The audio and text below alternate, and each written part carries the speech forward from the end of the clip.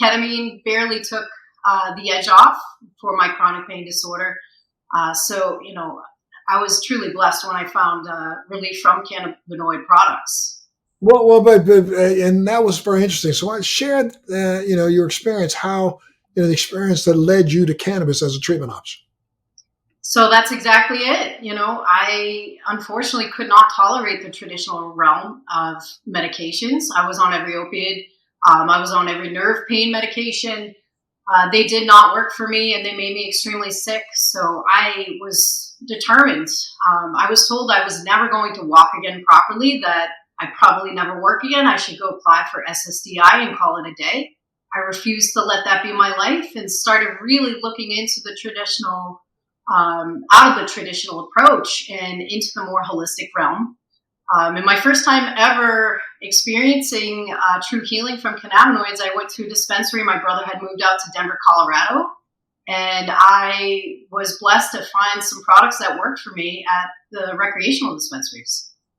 Well, but I guess the initial was you were at a friend's and you tried some thinking it might work or something, and to explain that to me. Yeah, so for me, I had always been a supporter of cannabis. I just didn't know that it could be used for medical purposes.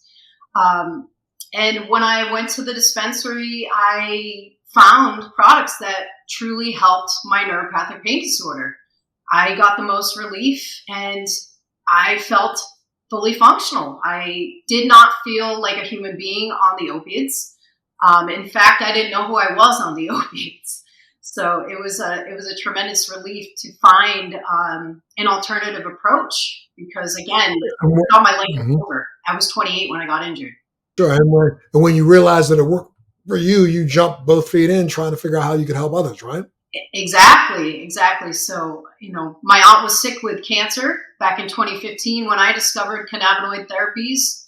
I even went to Canada looking for the rare minor cannabinoids, could not find them anywhere.